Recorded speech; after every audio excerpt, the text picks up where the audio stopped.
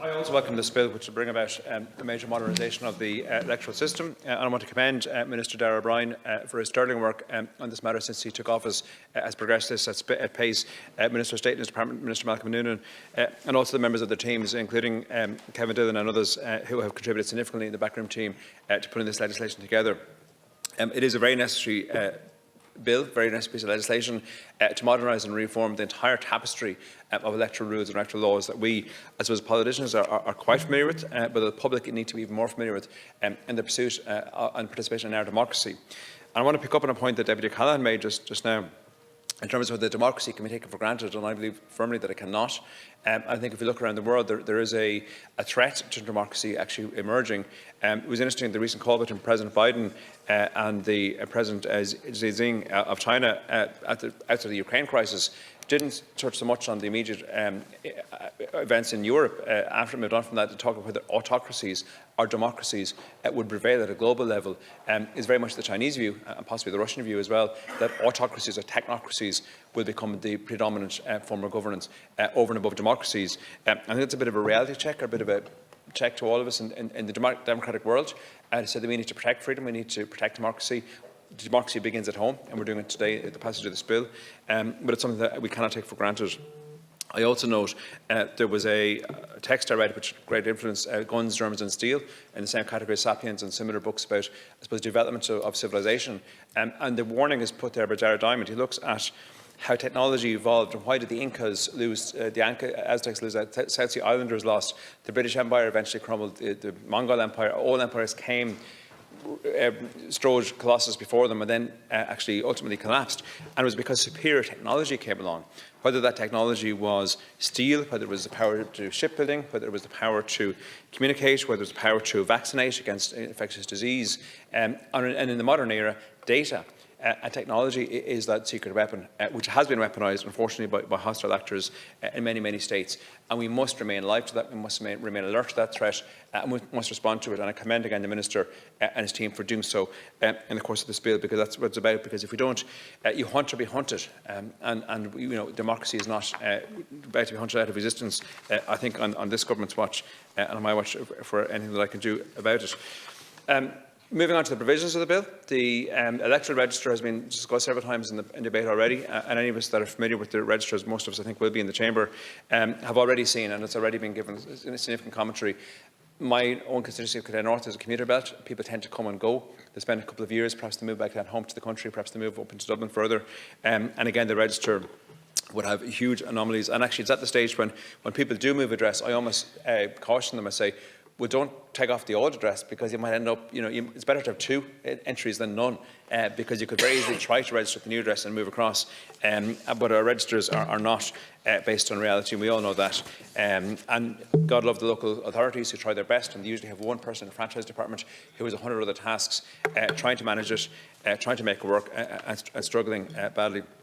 So I think the proposal to have an online register centrally maintained with the authentication system makes huge sense. Returning to the threats that emerge out there, the recent elections overseas have brought home, the threats as well.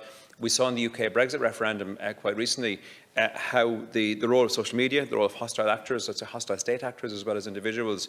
One stat that stood out to me was in the analysis by the Westminster Communications Committee and Electoral Franchise Committee of participants on the social media debates on Brexit, amongst the top 10 active Twitter accounts, those that were seen as the most influential in that debate, I think 2 of the 10 subsequently emerged as being Russian bots. So 2 of the entities that were most forensically driving that electoral cycle and debate were actually belonging to a hostile actor outside of the state, who certainly did not have the country's best interest at heart. It's a warning I flagged in this chamber in 2017 when I introduced my own online political advertising and social media transparency bill, which remains before the Communications Committee, and I intend to progress that as well. There's some overlap, but there's also some standalone provisions. At the time, perhaps that threat wasn't as taken as seriously by all sides of the House. But I think we've all seen now Russian state actors have moved beyond the online space and very much into the physical space. We had, of course, President Zelensky in this House telling us all about that yesterday. And if we needed any further warning, we've seen off our own coast in our exclusive economic zone Russian activities of late. So I don't think we need any reminders, but I think the warning I sounded in 2017 is at least as much, if not far more, prevalent and actually urgent now. It's not just Russians, of course. Threats can come from closer to home, and any participant in the electoral cycle does not necessarily come with clean hands. Many do, but many don't, and it's a threat that we have to be alive to protect our democracies. People said at the time, again, when I raised these issues first, why would Ireland be a threat or threatened little old Ireland in the corner of Europe, not doing any harm to anybody? It's something out of an outdated, naive idea, I think. Why would somebody attack Ireland? Well, put simply, many, many reasons. We're in the EU. We're quite a pivotal state within the EU. We're the English-speaking state within the EU. It's base for multinational corporations, which goes to the heart of our economic and fiscal policy. We have 40% of the EU's data sets within the EU. We have the maritime and aviation approaches to the EU coming across our shores. So we are very, very pivotal to the EU and also to EU-US relations and communications. So there are many reasons why somebody might want to interfere, not just in our cyber capacity, but actually within our democratic systems. And it's an opportunistic approach. Why not cause a bit of mischief if one can? It's not that difficult to do it. So those that want to try to disrupt the European member state can do so using social media, etc. I want to comment briefly. I've heard a couple of speakers talk about the position of NGOs, and I hear the argument made that a small residence-type group or campaign group shouldn't have to be subject to the same provisions. I'm not sure I fully agree, and the reason I say that is I'm sympathetic to the argument made that small groups, and I work with them as a politician myself, of course, but if anybody, whether they're big or small, or whatever their motives, whether they're pure or otherwise, are looking to engage in the political process, don't we deserve to know who they are and what they're about?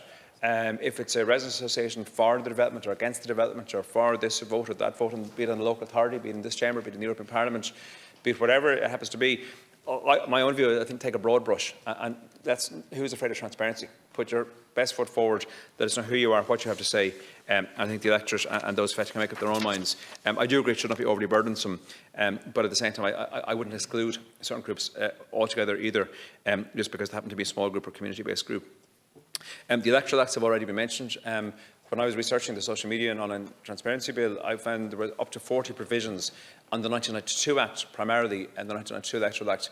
And one of the things that stood out, and I think the repeal of the 8th referendum brought this home, very few of those, they're more honoured in the breach than in the observance. And these are the provisions that say that a poster we put on a lamppost or a pamphlet that we put through the door must have the Director of Elections, etc., written across it. And most of us do. Most of us do that automatically. But many groups don't, some in innocence, some for more sinister reasons. I see posters around the country saying repent. I'm not sure who put those up there. I'm not sure they're supposed to be calling us to worship or calling us to vote a particular way. I doubt it. But any kind of communications that has a political motive is supposed to have a label.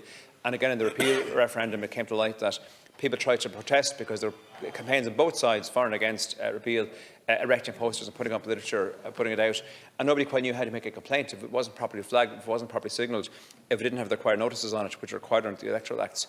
I know some people went into Garda stations to try to make a complaint, and they were told, quite frankly, by the desk sergeant, look, I don't really know what to do here. On the committee at the time, we brought in a range of actors. None of them seem to quite know how to do it either. So I think there is an enforcement piece. I think this bill will include that. I think it's really, really important that there's the follow-through, that it's clear, easy, accessible. If people want to make a complaint, want to raise an issue, that they can do that. I've spoken about the social media piece. Just to note, I noted within the new bill, it contains the definition of a transparency notice, which is all about transparency and nothing about censorship. I think that's carried over. That's in section 119 of the new bill. I think it's carried over directly from my bill, and I welcome that incorporation of those provisions. As I said, there is more perhaps that can be done there as well, and that bill remains before the committee. The Electoral Commission, I think, is really important to have the rolling Electoral Commission. And I welcome the fact that it's, in the past, the Referendum Commission tended to have retired judges and people of great status in society. They're extremely knowledgeable, certainly in law and matters of referenda, but I don't know how knowledgeable they were in modern campaigning techniques, and particularly in the black arts. And I would just say that I think a rolling agency that is permanently staffed, equipped, I think would have that capacity. I welcome that. A final point to make, and I'll yield then to my colleague. Not all fake news is online. And there was a phenomenon in the last election, and perhaps in other elections, where literature was put through letterboxes in my constituency, in many of the constituencies I know around Dublin, around the Midlands, which was a very sophisticated operation, actually. I came across them when I was at campus one night myself.